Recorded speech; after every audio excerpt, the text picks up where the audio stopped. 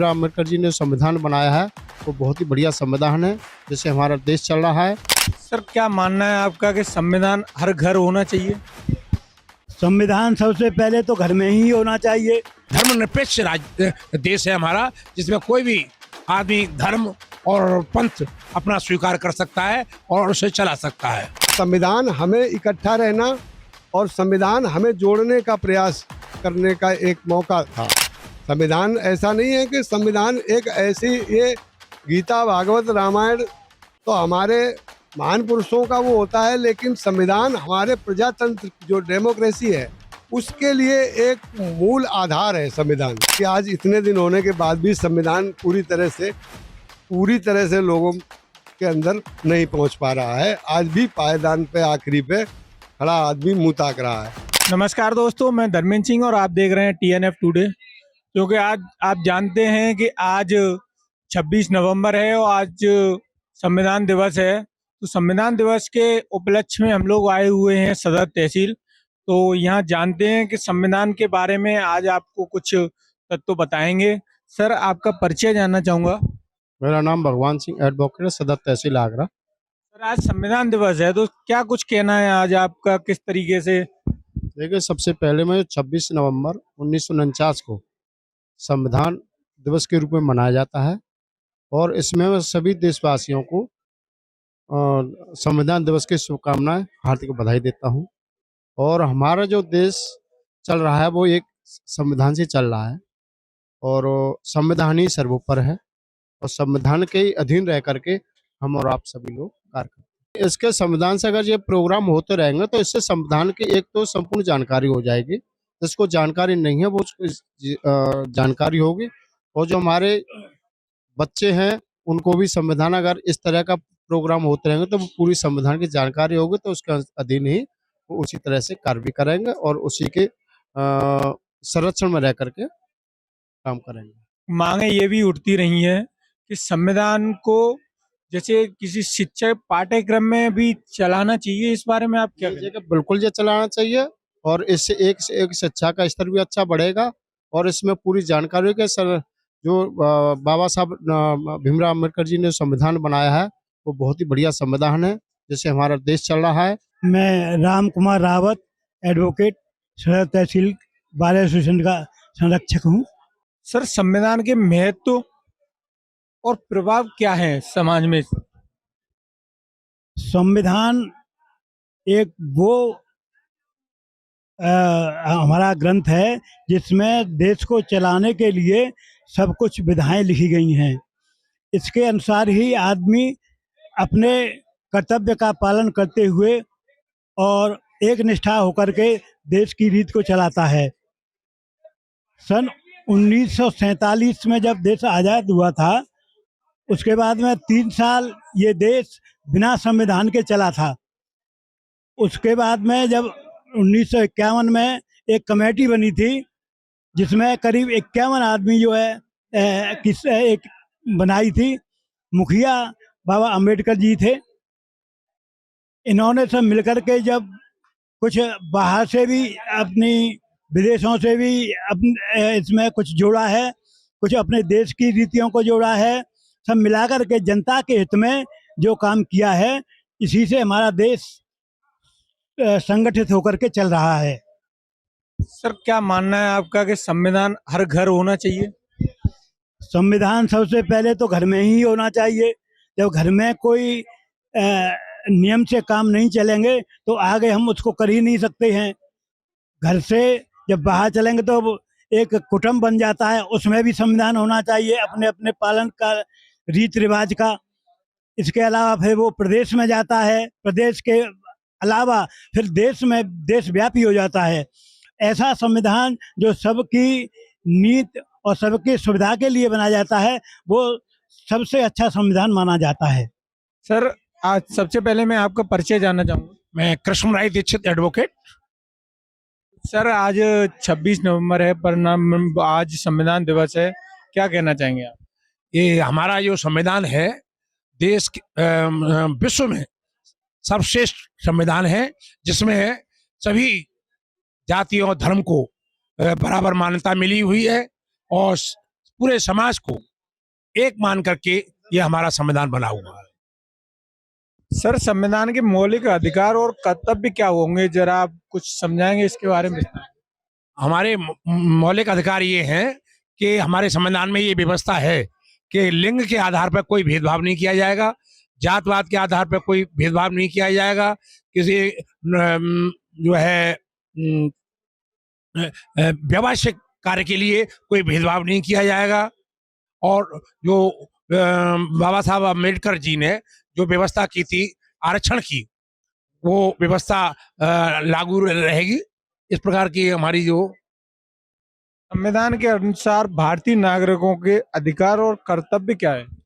अधिकार है हमारे कि हम चाहे यहाँ पूरे देश में घूम सकते हैं, चल फिर सकते हैं, पूरे देश में कहीं पे भी कोई जमीन जायदाद खरीद सकते हैं और कोई भी हम व्यवसाय कर सकते हैं।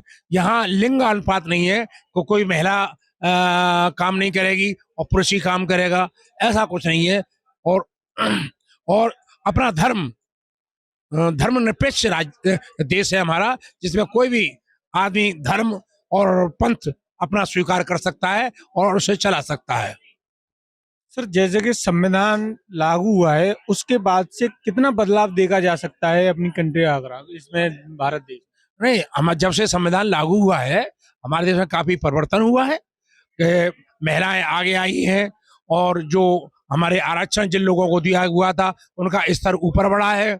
और जो है हमारे जो संविधान में शिक्षा का अधिकार दिया हुआ है हमें, तो सारी शिक्षा पूरे देश में बढ़ी है, ग्रामीण क्षेत्रों में बढ़ी है। जब 1947 में देश आजाद हुआ था उस समय हमारी शिक्षा बहुत कम थी। आज हमारे देश में गांव-गांव और मोहल्ले-मोहल्ले स्कूल खुले हैं और जागरूकता आई है, शिक्षा का विकास हुआ है, उद्योगों का विकास हुआ है और इंफ्रास्ट्रक्चर कहना चाहिए कि सड़कों का जाल बिछा है। इस प्रकार की सारी व्यवस्थाएं हुई हैं और काफी संविधान के प्रति काफी जागरूकता आई है। मैं advocate RP Chandra, bar association का जो चुनाव चल रहा है मैं उसका मुख्य निर्वाचन अधिकारी हूं और तहसील वार में 30 तारीख को हमारे यहाँ चुनाव है, उसके परिप्रेक्ष्य में मैं काम कर रहा हूं। हमारे देश में संविधान सर्वोपरि है और हमारा देश संविधान पर ही चल रहा है।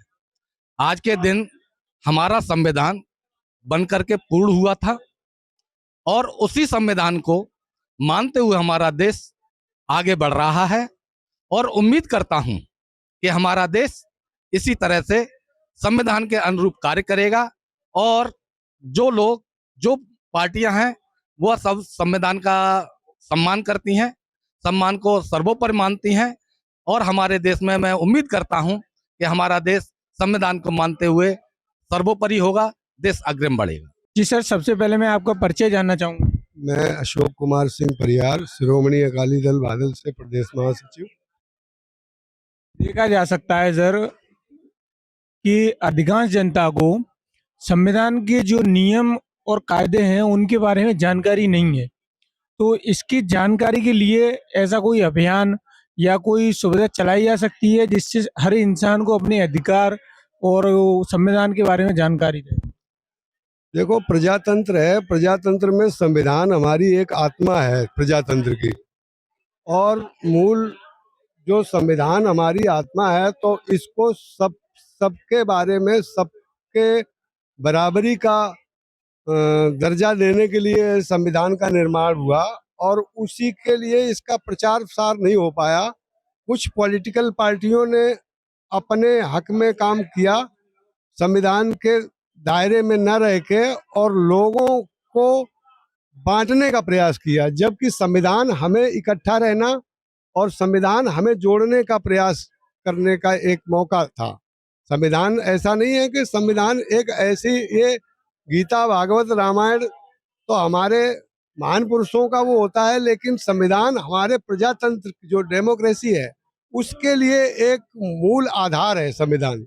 और जिस आधार को लेकर कुछ पार्टियां चलती हैं और कुछ पार्टियां इसका कहीं ना कहीं मौका निकाल के इसका दुरुपयोग भी कर रहे हैं, और इसको रोकना बहुत जरूरी है।